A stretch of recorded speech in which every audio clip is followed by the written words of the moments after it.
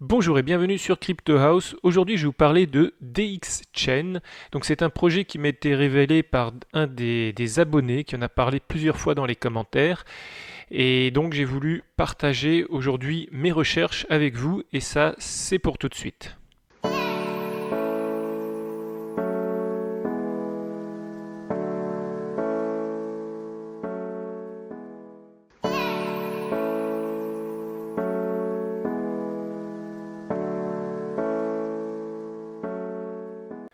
Alors quand j'ai commencé mes recherches, le slogan sur la page principale de DXChain n'était pas le même.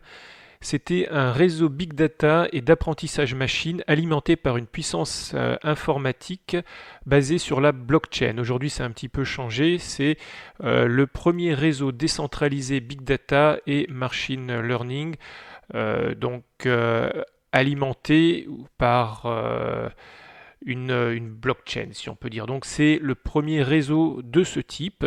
Et comme on le sait, le big data, c'est un marché qui chaque année prend de plus en plus d'importance à cause de la digitalisation de l'économie.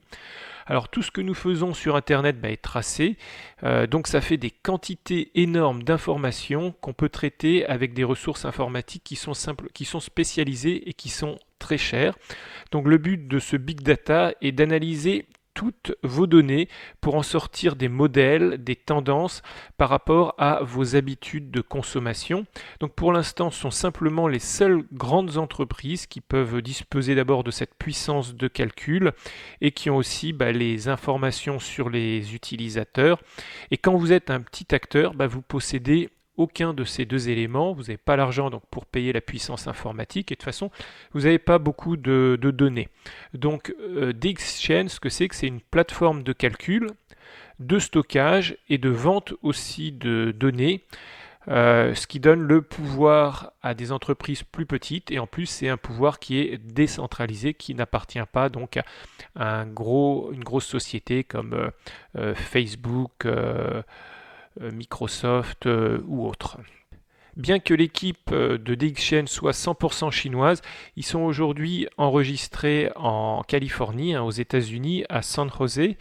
L'ICO, parce qu'il y a eu un ICO, il a été lancé du 3 au 6 août 2018 et à l'époque donc ils ont récolté 20 millions de dollars et à l'époque un DX valait 0,0014 dollars, soit 0,14 cents. Et aujourd'hui, on est un petit peu en deçà de ça, puisqu'on est à 11, presque 12 et non à 14. Donc aujourd'hui, DXChain est encore en dessous du prix de l'ICO. Le token avait fortement monté, comme on peut le voir ici. Si je zoome ici sur l'année 2019, donc, en fin de compte, à l'annonce des évolutions et de la roadmap à venir de DXChain, on voit que le token était monté à 0,0026, donc soit quasiment plus du double de ce qu'il en est aujourd'hui.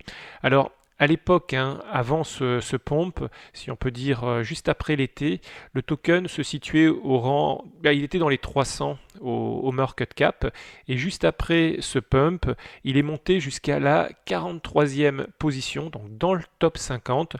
Pour redescendre un petit peu aujourd'hui, il est en 76e position, mais il est encore donc dans le top 100.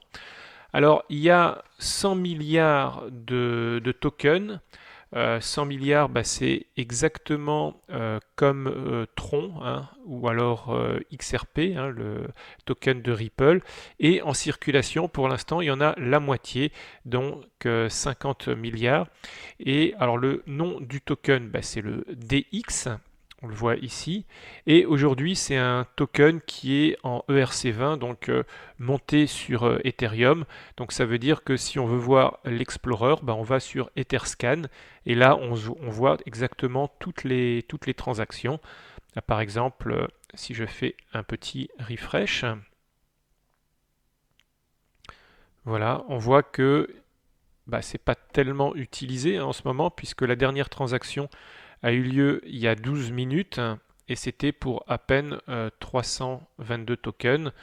Ensuite, ici, on voit que sur un exchange, là, il y en a eu pour 1 million. Là, par contre, sur un autre exchange, moi, toujours sur Gate.ao, là, il y en a eu pour... Ah non, pardon. Là, c'était bien 1 million, et là, c'est 4 millions, parce que la virgule, ici, c'est plutôt le point. Mais bon, ça veut dire qu'il n'y a pas non plus des transactions chaque minute. Alors bon, le réseau est encore un réseau testnet aujourd'hui, il n'y a pas vraiment d'utilisation, c'est plutôt de l'achat et de la vente de tokens. Alors, il y a un white paper. Alors, peut-être avant de voir le white paper, on va regarder quand même sur quel marché ça s'échange. Alors, le marché principal, c'est un exchange qui s'appelle Bilaxy. Alors, j'ai regardé un petit peu parce que je ne connais pas du tout, hein. C'est quand même 80% du volume. Alors, c'est un exchange chinois qui serait enregistré aux Seychelles. Donc, pas un truc que je conseille.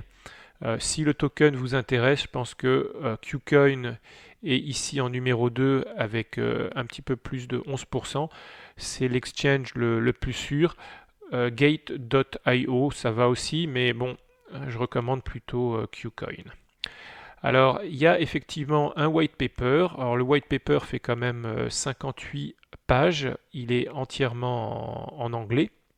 Alors avant de rentrer dans les caractéristiques de DXChain, je reprends un petit peu ce que c'est. C'est un réseau donc big data et d'apprentissage machine alimenté par une puissance informatique basée sur la blockchain et géré par un token, donc le DX token. Alors le réseau DXChain, il offre une puissance de calcul et de stockage décentralisée, ce qui est aujourd'hui uniquement, on a vu, réservé aux grandes multinationales.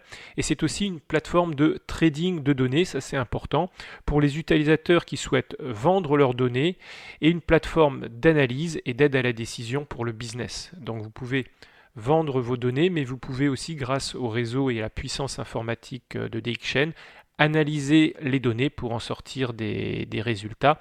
Et ce qu'ils disent, c'est que ça offre une utilisation qui est facile et qui est flexible.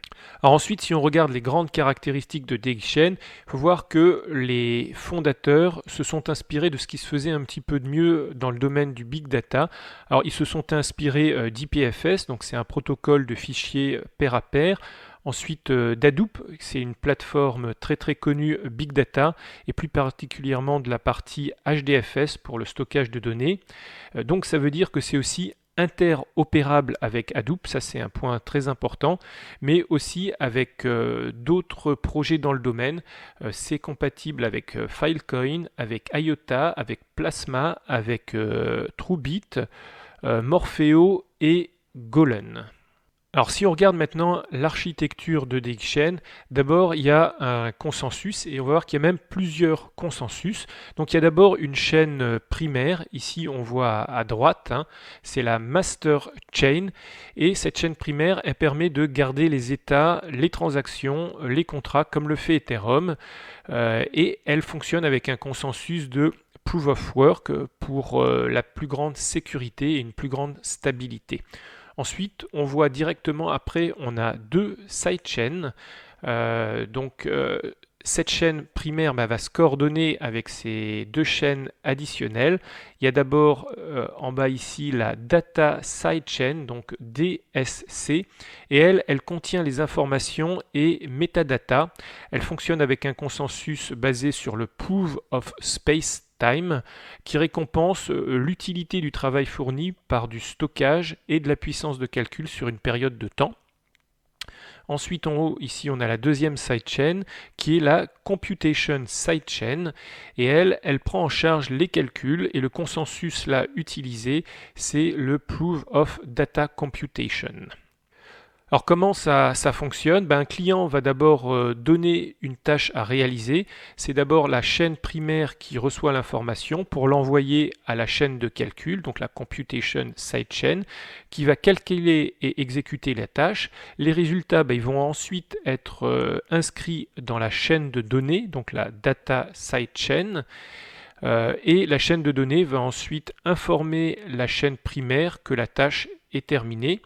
Alors, les nodes qui ont participé au travail vont recevoir des récompenses en token, en DX token, pour avoir fourni la puissance de calcul et le stockage. Ensuite, autre caractéristique, c'est la verification game. Là, ça permet que les calculs soient effectués de manière sécurisée tout en minimisant le nombre de nodes. Autre caractéristique, c'est le Provable Data Computation. Donc lui vérifie l'authenticité de l'information et permet de réduire les fausses informations.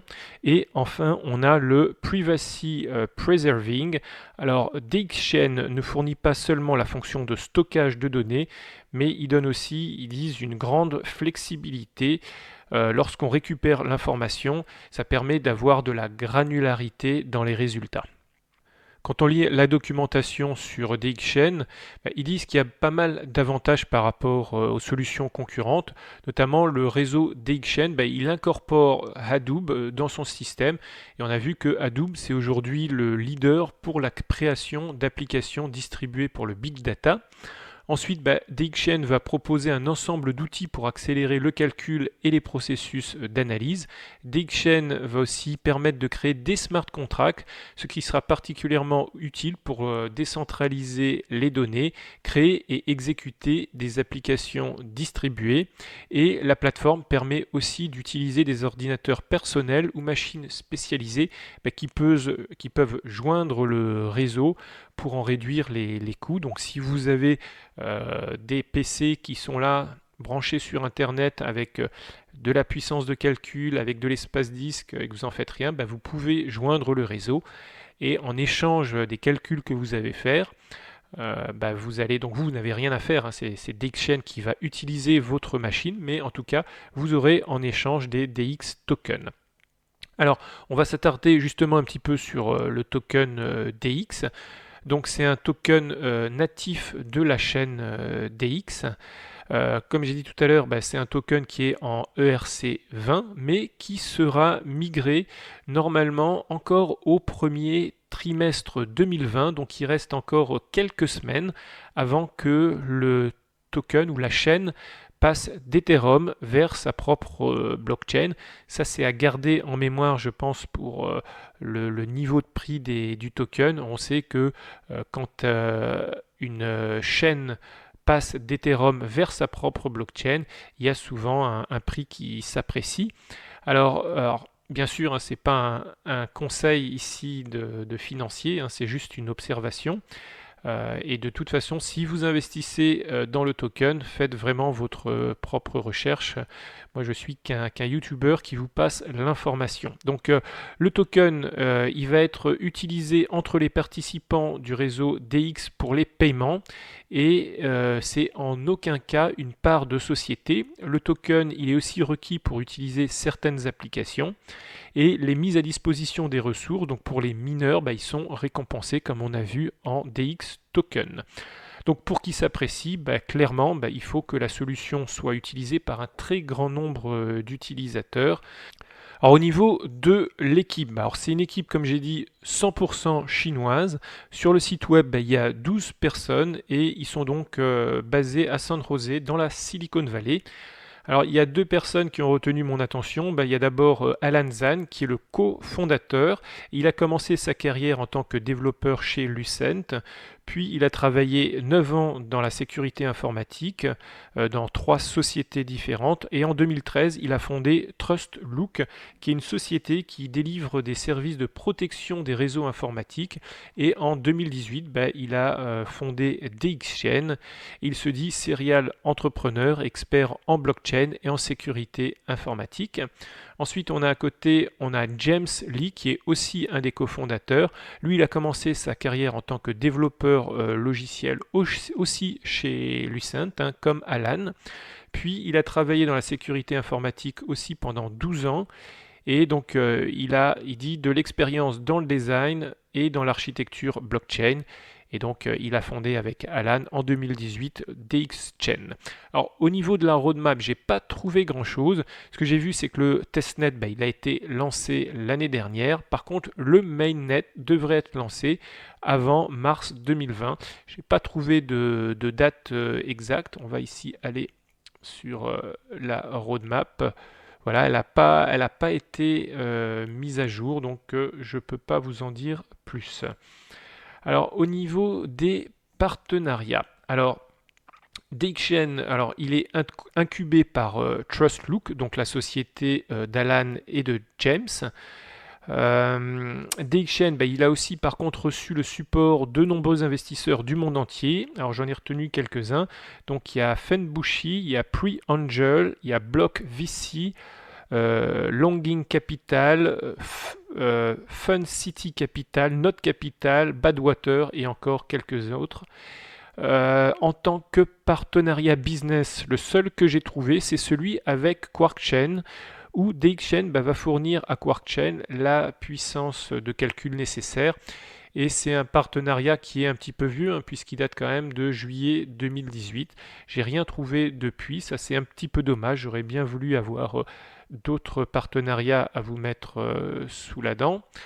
En tant que réseaux sociaux, ils sont sur Telegram, ils sont sur YouTube. Il y a aussi un Medium, mais j'avais vu qu'il n'était pas très très actif.